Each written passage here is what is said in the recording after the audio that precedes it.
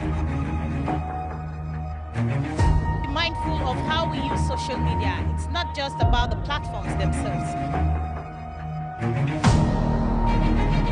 To the preservation of the national unity and democratic stability.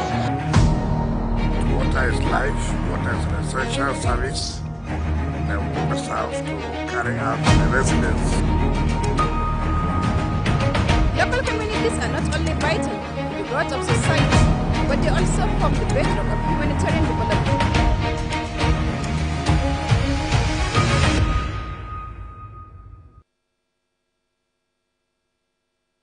Hello and welcome to The Reporter, a news and current affairs program that goes beyond the headlines, bringing reporters from the field to give first-hand account and in-depth analysis of unfolding issues, correspondence, perspectives, ensuring balanced, credible, and comprehensive storytelling. Welcome once again. I am Anieti Patrick. On this edition of the program, the Nigerian Police Force has intensified the battle against illegal firearms to curb the proliferation of illicit weapons ahead of future elections. The Inspector General of Police, Olatunji Disu, made this known while receiving the Director General of the National Center for the Control of Small Arms and Light Weapons, retired DIG Johnson Kukumo, and his management team at the force headquarters in Abuja. Our security correspondent, Kikelemo Okere, has the rest of the story. The Inspector General of Police, Olatunji Disu, says the Nigerian Police Force will scale up intelligence-driven operations to identify, intercept, and recover illegal firearms across the country. He says the move is aimed at dismantling arms trafficking networks, recovering illegal weapons, and strengthening national security. It therefore called for stronger collaboration among security agencies to block the movement of illicit weapons before they reach criminal groups, stressing that intelligence sharing remains critical to winning the fight against arms trafficking. Intelligence shared is ever worth it. And everywhere in the world, intelligence sharing is going to real-time intelligence sharing. Real-time intelligence sharing. The police chief also announced plans for a joint nationwide campaign to encourage the voluntary surrender of illegal weapons. He identified porous borders, waterways, and illegal local manufacturers as major channels fueling the influx of illicit firearms and directed stricter armory management, regular audits, and stronger accountability measures to prevent the diversion of government-owned weapons. Borders, we operate this kind of border system that most part of our borders are not manned. Our borders are so porous, and these people, they have made up their mind to traffic the arms, so they will do anything possible to ensure the arms come into the country and get into the hands of those who want to use it to commit crimes. Earlier, the Director General of the National Center for the Control of Small Arms and Light Weapons, retired DIG John Kukumo, called for greater collaboration among security agencies, government institutions, development partners, and local communities, saying a coordinated national approach is essential to tackling the spread of illegal arms. We also see collaboration in the area of training.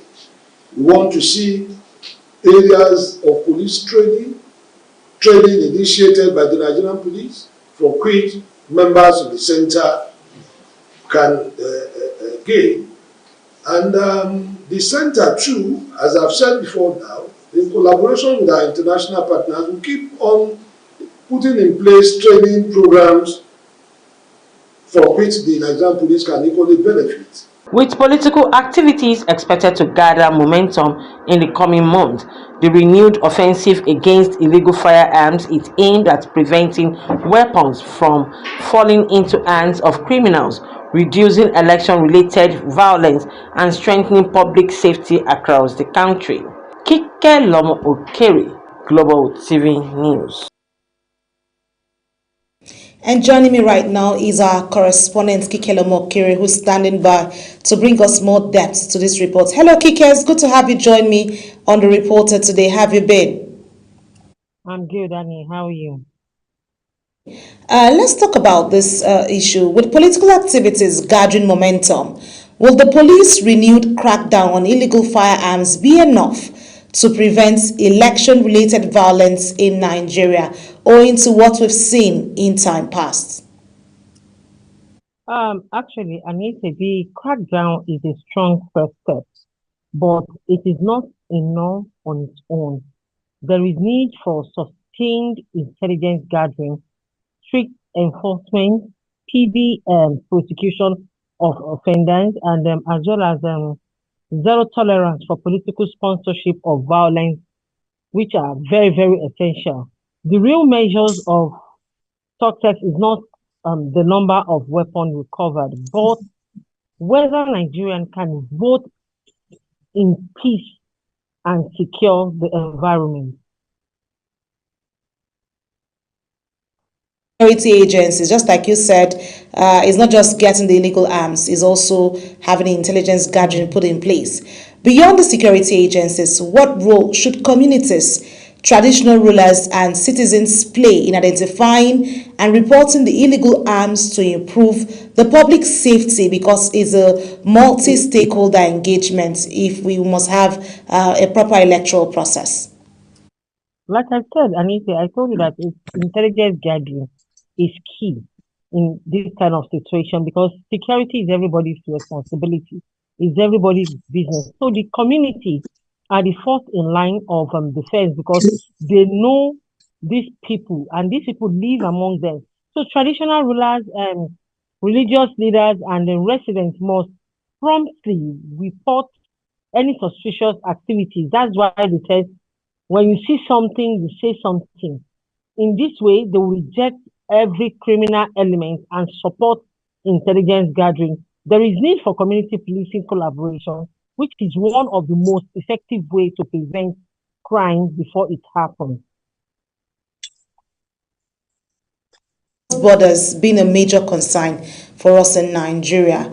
And then we know that what we want to see is how Nigeria can effectively stop the influx of these illegal arms through the porous borders and local arms manufacturing without disrupting the legitimate security operations that is supposed to take place due to this porousness of the border. Yes, there is need for serious collaboration among the security agencies because looking at it, the border is very porous. So there is need for stronger collaboration to be able to secure the border. Nigeria must first combine smarter border security with stronger intelligence gathering. This means deploying modern surveillance technology and strengthening interagency cooperation, thereby improving intelligence sharing with neighboring countries and dismantling illegal arms factories. At the same time, licensed manufacturers and legitimate security agencies should operate under strict regulations and accountability to ensure lawful access to firearms while keeping illegal weapons off the street. Amazing, Kike. It's been an interesting conversation with you. Thank you so much for the updates. We look forward to seeing all of this being put in place by the police, and then the elections would come out smooth as expected. Thank you for your time, Kike. Thank you, Annie. So let's turn our focus and go to Imo State, where women and elders of Ama Igbo Nguru in Ngo, Opala local government area of Imo State, have taken to the streets in protest over alleged illegal land mining in their community. They accuse operators of destroying farmlands, degrading the environment, and worsening insecurity while calling on the government to stop the activities. Our Imo State correspondent Amarachi Ibe tells us more.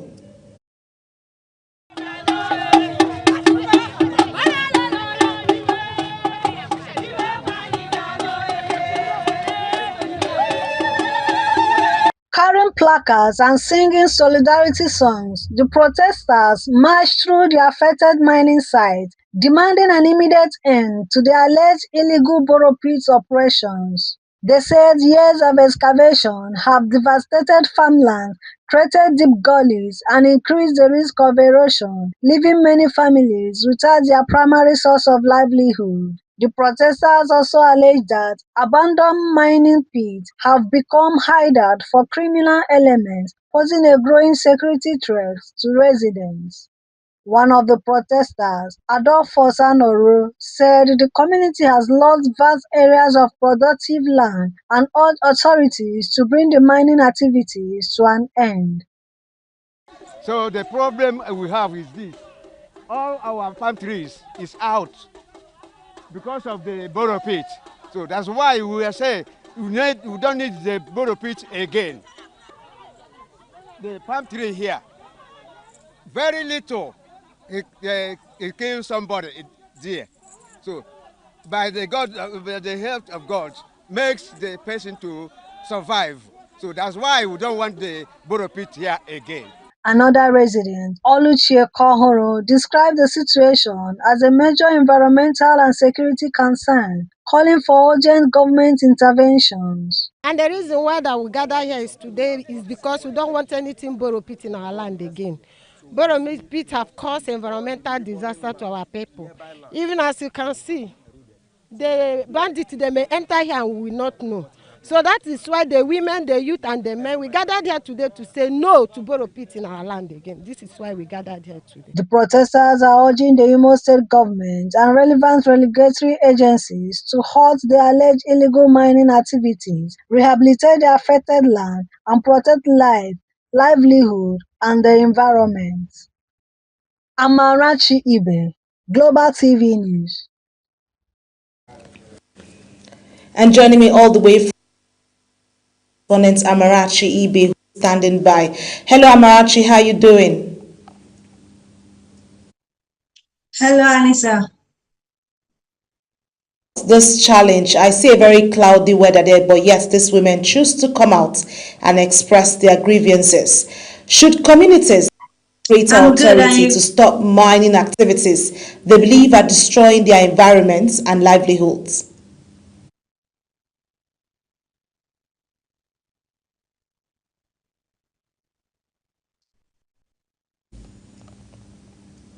No, repeat your question. I said, should communities have greater authority to stop mining activities they believe are destroying their environments and their livelihoods? Yeah, the communities are right, but as government oversees everything, they still need the government to enforce the law. So that's why the women and elders of this Amibongo community actually took to the streets to protest, because according to them, they allege that they have informed those miners before, but there was nothing they could do to stop them. So that's why they took to the street to protest and call on the government to come to their aid. Hence, it's only the government that have the final say on who does what and who does whatever he or she does. So that's really why they came out. Should be the one they should go to first and make their complaints, because from your comments, they're the ones that detect or say what should happen. But how can this government that you've put out to be the mediator strike the balance between economic activities like mining and protecting communities' farmland and the environment itself? Because we see that there are farmlands and concerns raised around this mining activities. Yeah, government really have a lot to do in that case, because looking at the place, you could see is people's livelihood. That's where the community, that's where they farm, that's where they get the things they use in sustaining their daily living. You can see the economic pantries over there. So, and the land in particular wasn't assigned by government to any individual. It was people, construction companies that first used the place, and then after making use of it for the road, they abandoned it, and then individuals came back to start mining on the particular spot. And you see, the community raised concerns. Their concerns was security, because the place is in the bush. Criminals use the place after committing whatever they commit in the villages. They will enter inside here and nobody sees them again. And as a villager, you'll be afraid because you are not armed, you have nothing to enter that place to look for them. So that's why they are calling on the government to come to their aid so that the place will be sealed and no activities will be happening there until the place is recovered fully. So let's look at what urgent steps should the government as the authorities take to tackle the alleged illegal mining and restore affected communities before more damage is done? Because I know you mentioned they're calling the government to come and look at it, but what measures are you saying the government should do? Seal up the place alone? Or how would they, the people feel safe who even live around this vicinity of that community? Okay, some of the people I spoke to at the background identified that the individuals mining there are known. They are not unknown. So, yeah, so from going forward, how the government can help is by the villagers coming forward to tell the government, this is the people that are doing this mining, and then government coming in to write to them, to invite them maybe through the basic regulatory agencies, and then inviting them and letting them know the amount of what they are doing, how they are disrupting the environment, and then giving a final notice, because I believe anything that the government says stands. So when government puts an order that nobody should mine in that particular area, I don't think there's anybody that will violate government orders. All right, Amarachi, it's been an amazing conversation with you, and we hope that the authorities, like you've really put your hope on, and the community also putting their hope on, will come to the aid of this community women and restore peace and ensure that the mining does not cut off their livelihoods anymore and they have a reason to go out for their daily. Thank you so much, Amarachi, for your time with us. Well, let's turn our focus and look at what's happening on the foreign scene, as U.S. President Donald Trump has announced nearly $10 billion in new defense-related investments in Pennsylvania, saying the projects will create more than 4,000 jobs and strengthen America's military-industrial base. Trump made the announcement at the Pennsylvania Defense and Innovation Summit in Carlisle, where he also spoke about Iran and the administration's broader defense strategy. Our correspondent Mukhtar Kasim has more. Submarines, military trucks, weapons and other defense equipment as part of efforts to expand America's defense industrial base. Speaking at the Pennsylvania Defense and Innovation Summit, Trump described the investment as a major boost for the state and the country, saying it will create more than 4,000 jobs while strengthening U.S. manufacturing and national security. Trump also addressed tensions with Iran, saying the country was under pressure from Washington and expressing confidence that Tehran would eventually return to negotiations. But we're here today to celebrate a colossal victory for this Commonwealth and for the entire nation. This afternoon, we're announcing nearly $10 billion of new investments in our defense industrial base right here in the great Commonwealth of Pennsylvania. And these investments will create more than 4,000 jobs. Pennsylvania workers will build the ships, submarines, trucks, weapons, and industries that will ensure America remains the strongest and most powerful nation in the history of the world. We're doing better now than we've ever done. Also speaking at the summit, U.S. Defense Secretary Pete Hegseth said the administration was reforming Pentagon procurement processes to make them faster, more competitive, and more accessible to private sector innovators, with the aim of accelerating military capability. Your demand of me as a business leader and a builder is that we move at the speed of business and competition and speed and scale. And that's what these folks have funded and founded in their companies. But our bureaucracy was built to keep most of you out. And we've been waging a war of attrition against the Pentagon bureaucracy to open up the aperture and make sure competition and speed and innovation and commercial options have a seat at the table.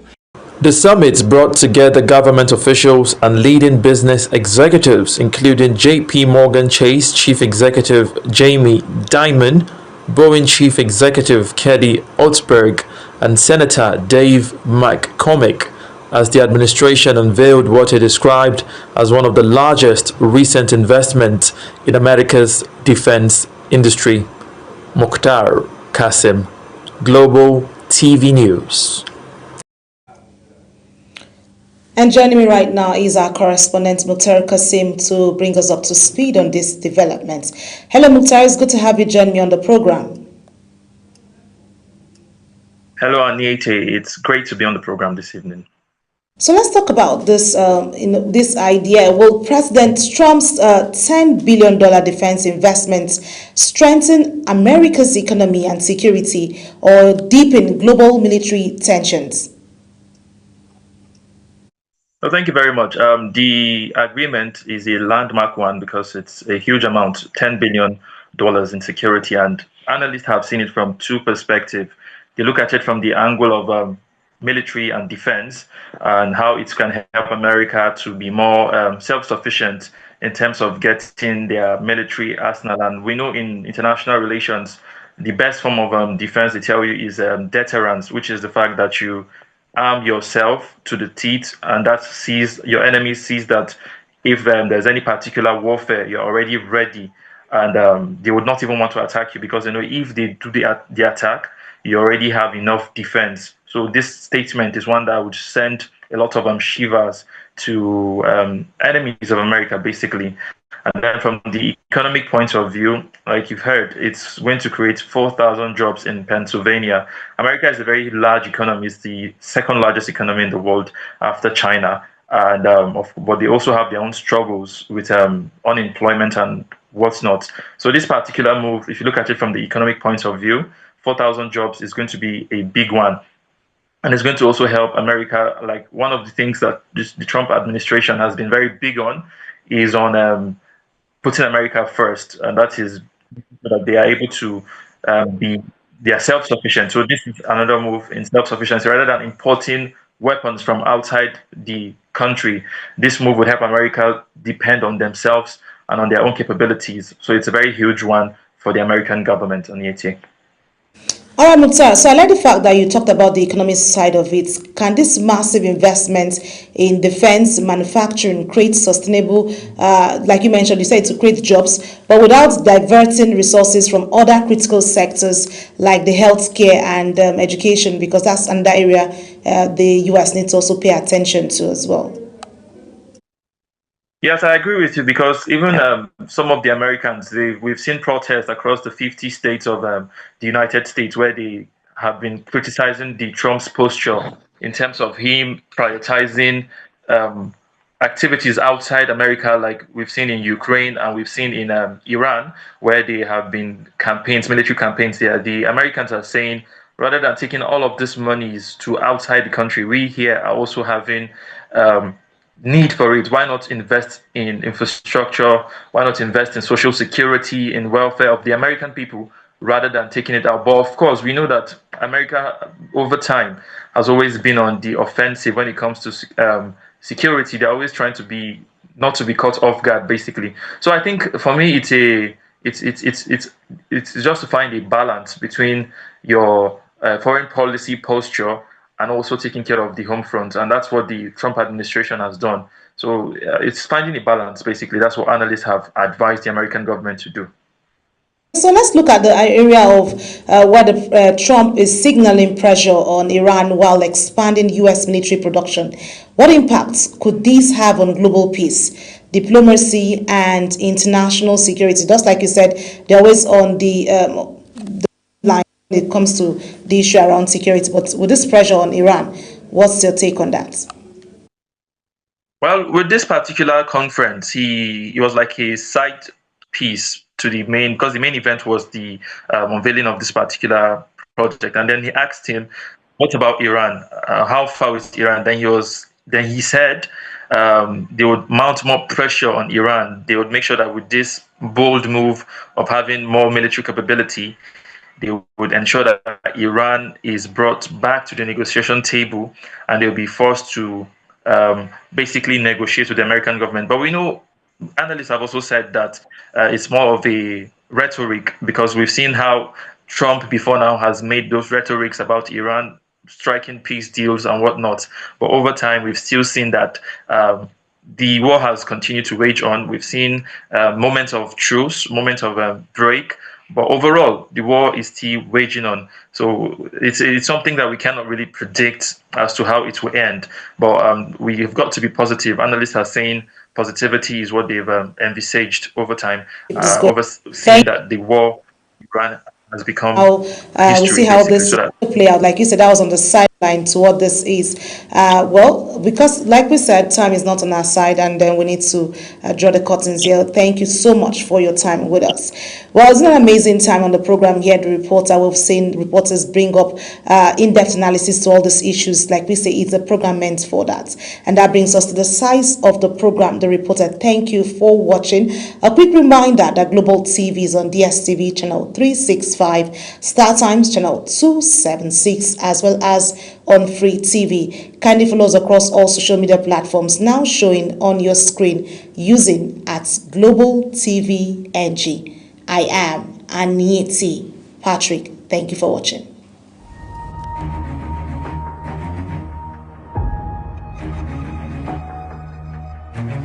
Be mindful of how we use social media. It's not just about the platforms themselves.